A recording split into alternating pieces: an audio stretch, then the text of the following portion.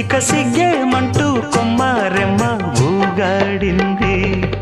చిట్టి గుమ్మ పదవే రెండు రెక్కలు కట్టుకుందా, వెండి మబ్బు ఒడిలో ముద్దు ముచ్చటలాడుకుందా, చిరుగాలై కొండ కోనల్లోన తేలి చిరునవ్వై పూల గుండెల్లోన దాగాలి. చిట్టి గుమ్మ పదవే రెండు రెక్కలు